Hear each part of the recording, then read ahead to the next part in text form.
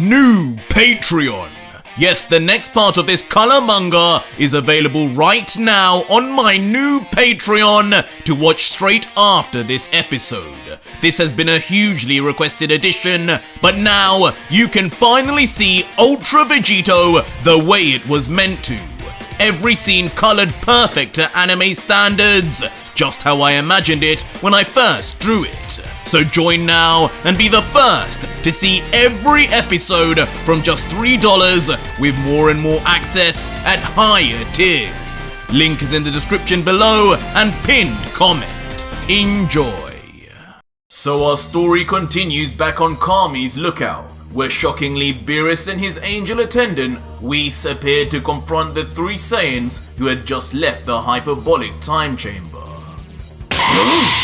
And understandably, Goku and Vegeta are immediately left shocked by these strange and powerful looking newcomers, not able to piece together who exactly they are, as Vegeta says, "Wait, why does that creature seem familiar?" While Goku says, "Whoa, he looks strong. I have a bad feeling about this one." While Beerus coldly stares at the three men, silent and unmoving in his emotions, keeping a stern poker face on as he fails to reveal his intentions. "What? Beerus? Whis?" Meanwhile, the most shell-shocked and traumatized by all of this is Vegito, as he stands there wide-eyed and in a state of panic thinking, This can't be! Why would they be here? Now of all times! And Whis! He told me once an angel is erased, they would be erased from any and all timelines! Did he get it wrong? What is going on here?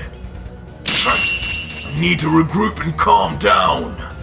But regardless of his panic-stricken state, Vegito is quick to use his energy to call Whis' staff into his hand, just in case he needs to make a quick exit.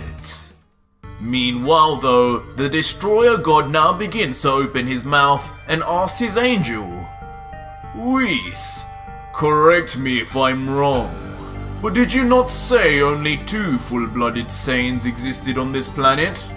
Who is this other fellow?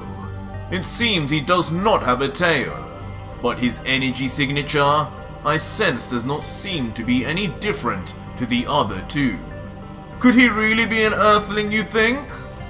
And Whis, who at first is calm, responds, "I'm not sure, my lord. My angel staff is not always 100% accurate when it comes to scouring the entirety of the universe, but for analyzing a single planet, I would think it would be correct. But having said that, judging by the power levels I'm sensing, all 3 of these fighters are most definitely Saiyans."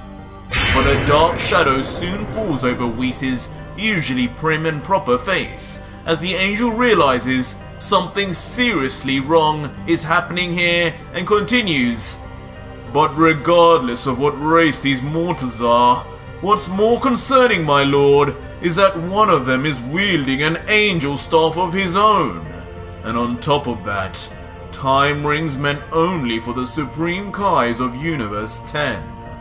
Whoever this third fellow is, he is not supposed to be here." Instantly, Beerus' eyes after hearing this are drawn to the left and right arm of Vegito, with one wielding the staff meant only for the angels and the other wrapped in numerous time rings, just as Whis had said. "What the?" Leaving Beerus completely and utterly shocked as his brain speeds up, trying to think 1,000 thoughts at once to try and explain what he's seeing. None of this should be possible indeed, and he responds, "Whis, you're right. What in the name of Zeno is going on here? We cannot let him leave this place without questioning him. His existence could mean the end of all of us if the God of War catches wind. I'll handle this right now. I came here looking for a Super Saiyan God to match me, and this is what I get?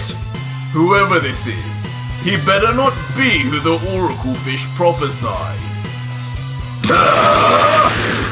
And just like that, Beerus instantly launches himself at the trio of Saiyans, knowing that if he doesn't stop them in some way now, it will ironically be his head on a platter. What? Stay calm, you two!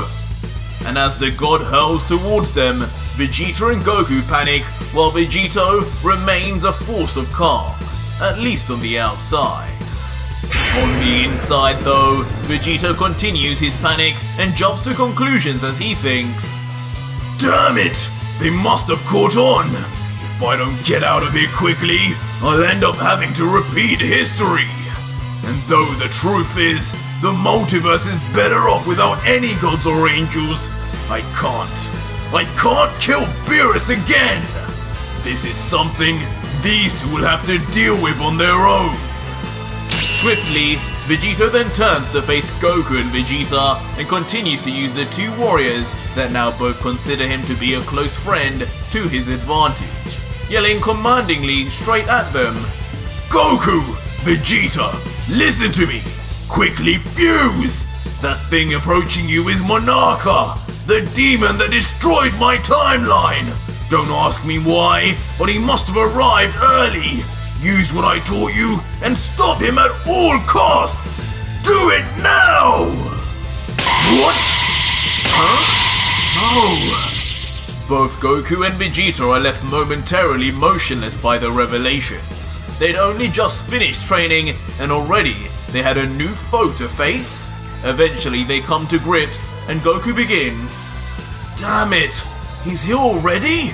But we've barely recovered. Vegeta! Do you think we can do this? While a borderline annoyed Vegeta responds, it's not like we have a choice, Kakarot!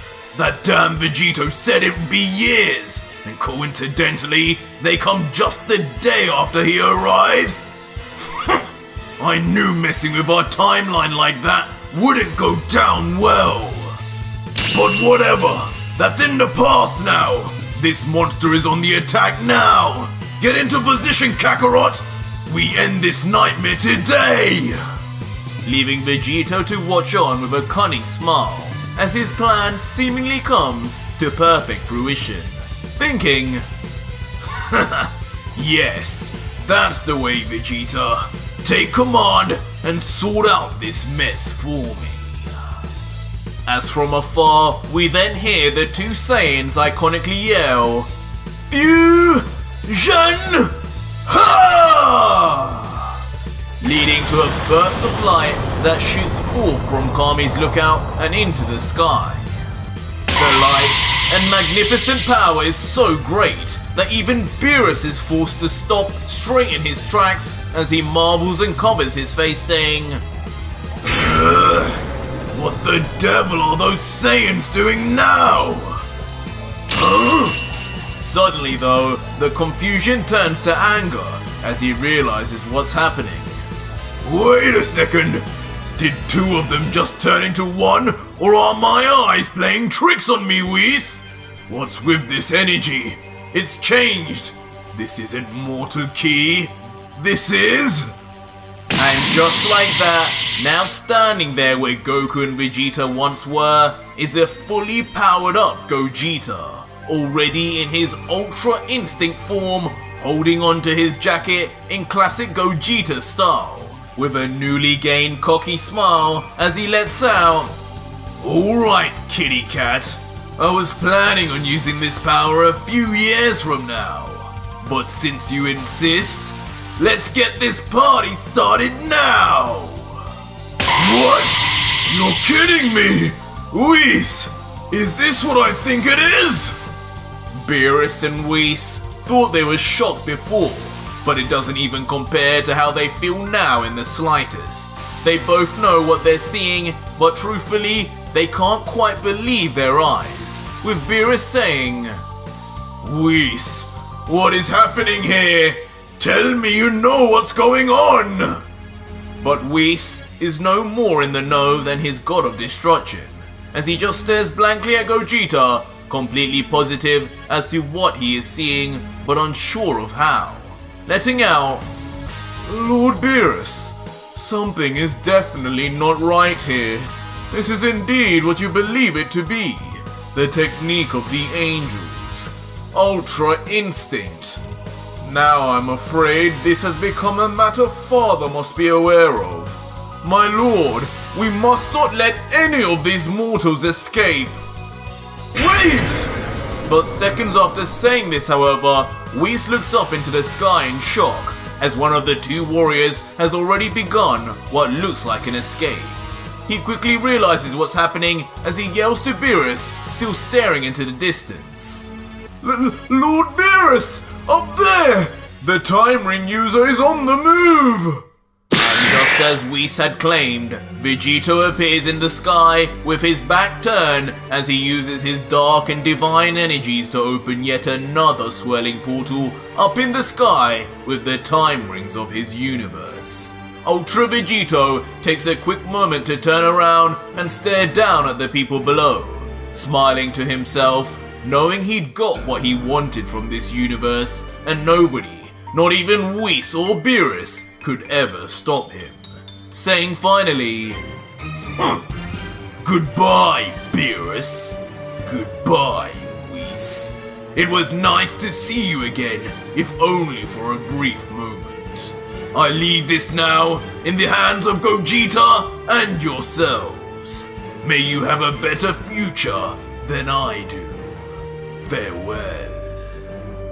And below, not hearing what Vegito had said, quietly under his breath, Gogeta smiles back saying, Goodbye, my friend.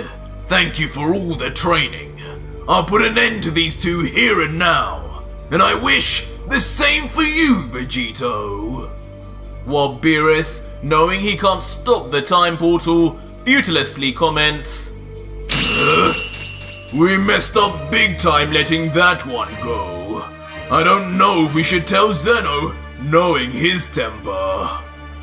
While Whis looks on and thinks, playing with time, wielding an angelic staff. Just who is this mortal? And why? Why does he look at myself and Beerus with such familiarity? Meanwhile though, having made his escape, Ultra Vegito floats through the portal and arrives back in his own timeline, but has found himself in yet another one of the many parallel universes. This time, he's on what seems to be a strange and unfamiliar planet, one he obviously doesn't think he's been to before, and from the look on his face, he comments, That was a close one. I guess I have to worry about running into gods and angels wherever I go in time. But where the hell have I found myself now? This could be a planet in any universe. But having just maneuvered his way out of danger, Vegito takes a moment to look at his surroundings, sensing for nearby power levels and generally think about his current situation as he reflects, Damn, I was hoping to eat and recover before arriving back here. Maybe even stock up on some senzu beans from Korin. I guess I'll just have to find something here. His head turns backwards as he continues. I can sense a load of energies nearby, a little stronger than the ones on Earth. Strong inhabitants must mean a load of food and sustenance to keep them alive. Guess I know where I'm going next. And with his plans made, Ultra Vegito dashes up in the air, flying off in the direction of the life energy nearby at an unfathomable speed. As Vegito flies overhead with his angel staff in one hand leading the way, he thinks, Haven't even had the chance to get a Zenkai boost on healing up.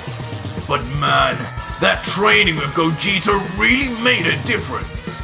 I can feel the improvement, the power, the speed. I'm on a whole new level. That Gogeta, a Super Saiyan 4 form combined with mastered Ultra Instinct, has made him a monster. I do wonder what will come of that universe now that that power is in his hands. Soon, with Vegito's speed, he finds himself over a thriving village population, noticing, Huh? Down there? People? Huh.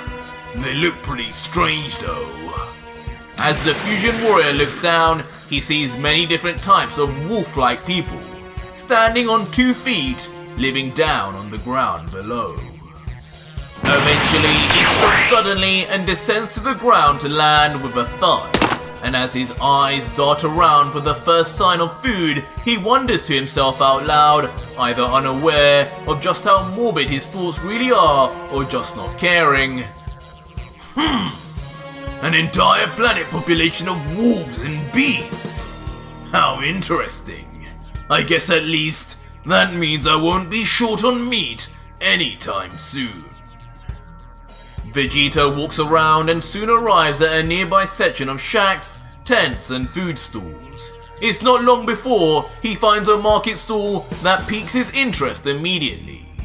And right there, next to a pleasant looking wolf with spectacles, are 2 plates of freshly cooked and seasoned meat. As the stallsman calls out, "Hey, you there! Yes, you, foreigner. Come try our delicious sheep meat. Only 12 bones apiece." And as Vegito hears this, a happy Goku-like smile appears on his face as he yells out, seemingly disregarding the price. "Ah! Perfect! Just what I'm looking for, old man. I'm starving. I'll have as much as you can supply." And without asking anyone around for permission, the entitled God Killer instantly grabs one of the fresh legs of meat that have been placed on the counter by the wolf vendor. As the stallsman yells, "Hey, wait a second!" But just as the Saiyan opens his mouth wide, ready to bite on his new meal, a furry blue hand grabs onto his shoulder from behind, seemingly to make him stop. "Get that hand off me if you want to keep it!" As Vegito instantly shifts back to a confrontational tone, wondering who would dare be stupid enough to postpone his meal on this weakling-filled planet. But to our surprise, standing there confidently, each with sinisterly beastly smiles, is the trio of danger, the powerful warriors of Universe 9 that competed in the Tournament of Power and faced Goku, Gohan and Buu in the exhibition tournament beforehand. Bergamo in particular, in the middle, clenches his fist in a threatening sign and stares into the eyes of Vegito and lets out, "Listen, friend, I don't know what primitive rock you crawled out from, but round here, you need to pay before you eat. Now cough up some cash to our poor uncle over here before we turn you into his next selection of meat. Got it?"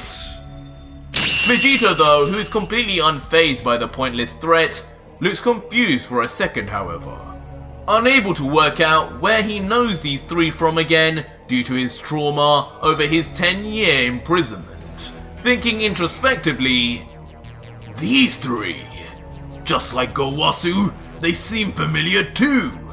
Are they from Universe 10 also, or were they at the tournament? If it's the latter, I guess that means they could be strong." But regardless, now closing his eyes and smirking to himself, Vegito doesn't look even slightly worried about the trio. What used to be considered strong back then is now child's play now, as he responds, "Ah, I see. Money in exchange for food? Yes, truly a novel concept for my kind. But unfortunately, I haven't got any money, but I'm still hungry. So, I guess I'll have to be turned into meat then. Just do me a favor and wait until I'm done eating, will you? I taste better fattened up anyway." As instantly, without a care in the world, Vegito bites into the leg of sheep meat, gulping it down like it was his last meal on Earth. "What? How dare he!" As one by one, the trio of danger Basil, Bergamo and Lavender reel in anger and disgust at the contempt and complete lack of respect for authority the stranger shows for them. In an instant response, all three powerful warriors power up massively in a show of force, ready to turn Vegito into literal mincemeat for his crimes right under their noses, with Lavender commenting, "Brothers, we cannot let this go unpunished in front of our people. Let us make an example of this strange-looking beast." Bergamo then in response, being the leader of the pack, grits his teeth, trying to control his rage as he lets out, "You just made a big mistake, buddy. The price of disrespecting the trio of danger is certain death. And I'll make sure yours is slow and painful. Enjoy that piece of meat, for it will be your last." Vegito though meanwhile just continues to eat away blissfully at the vendor's stock of cooked meat happily, and with his mouth full of food and his eyes closed, he dares the wolves to come at him, if they really think they're tough enough, that is, saying, "Yeah, sure. Give it your best shot. I'm waiting, by the way. Hurry up before I go help myself to seconds." And like clockwork, not hesitating to move on Vegito's taunts, all three members of the trio of danger rush in at high speed towards Vegito, each one with a ferocious look on their face as if they had reverted back to their primal ancestors, chasing after their next meal. As the trio gets closer and closer within touching distance, Ultra Vegito remains stand still, of course not worried in the slightest as he continues to tuck into his leg of meat. But at the last second, with his mouth still full, his body begins to vanish, as with a smile he says, "No matter the timeline or universe, there are always fools ready to rush to their deaths, huh?"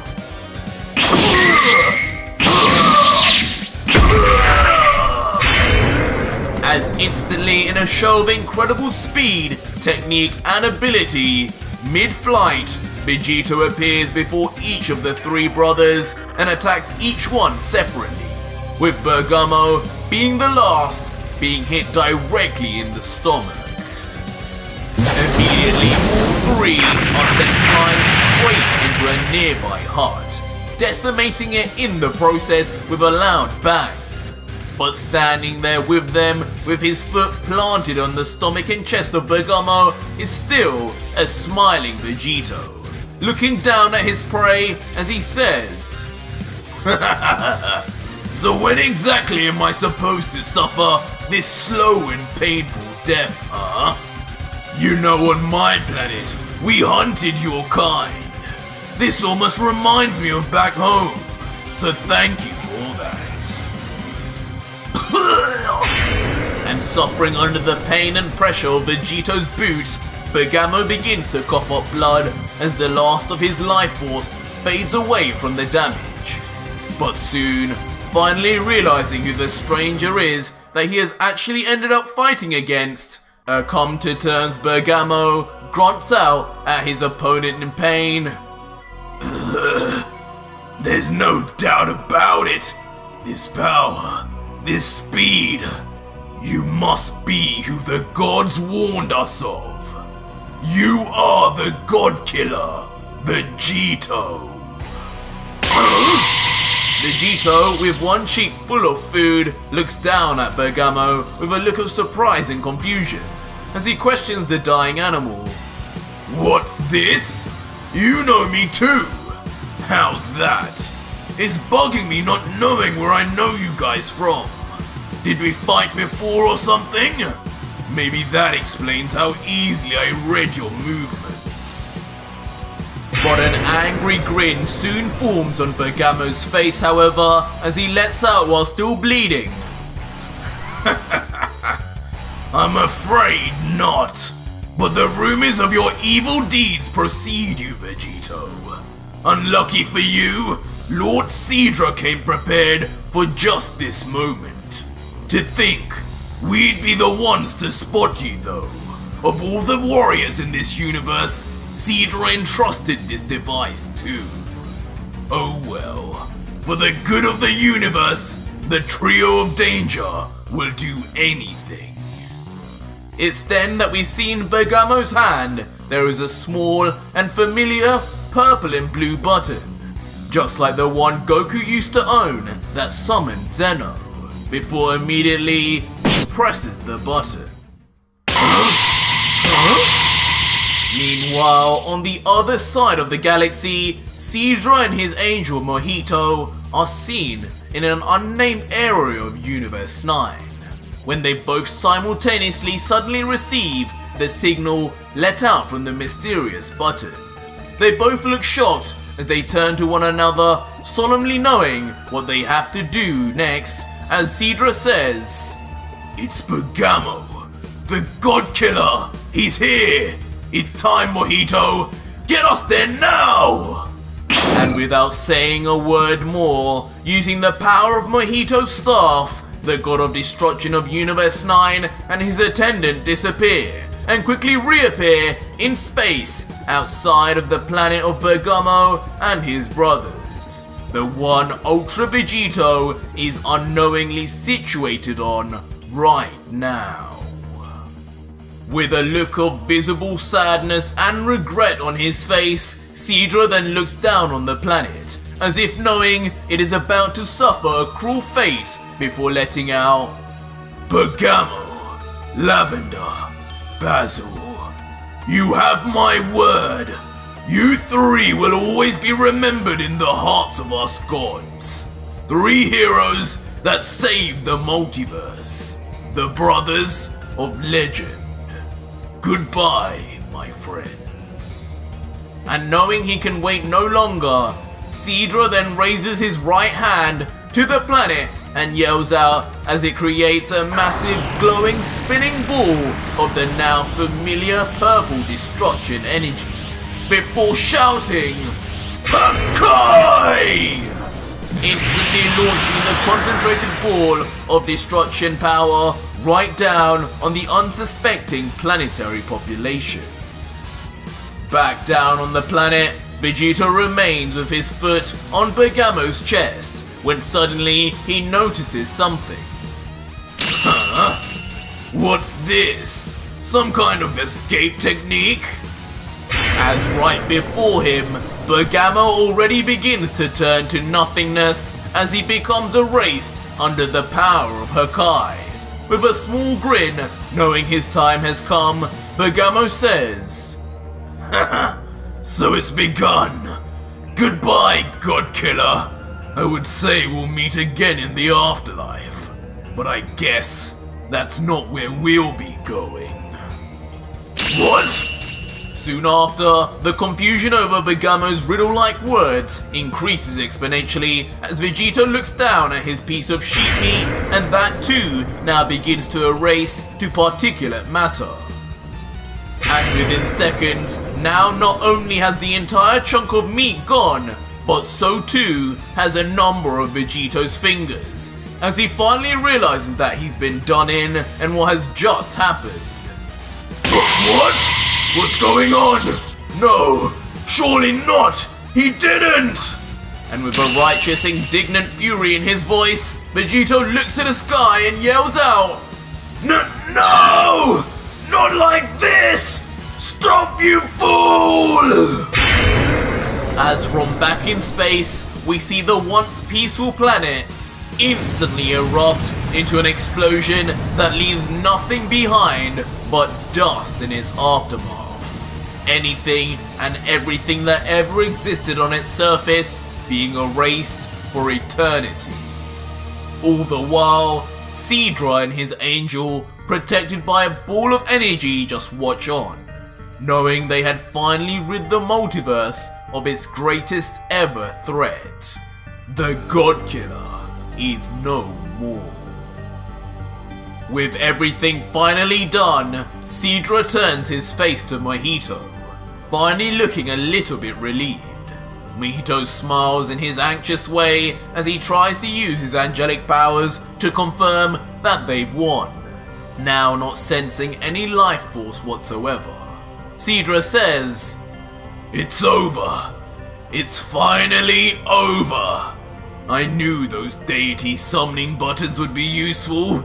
He may have had an angel staff, but his control over it was amateur at best. He could hardly even control where he arrived. It was only a matter of time before I caught him off guard." To which Mojito nods, continuing to look more at peace than he probably has in a while, replying, "Yes, my lord, a truly novel idea.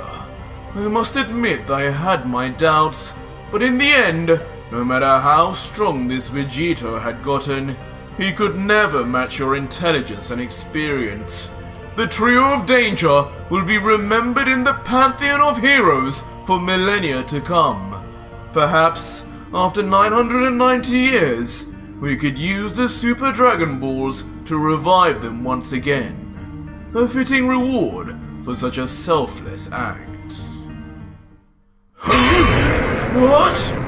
But suddenly, their once peace and relaxed-stricken faces give way to shock and horror as they both suddenly feel a sharp pain in their chests.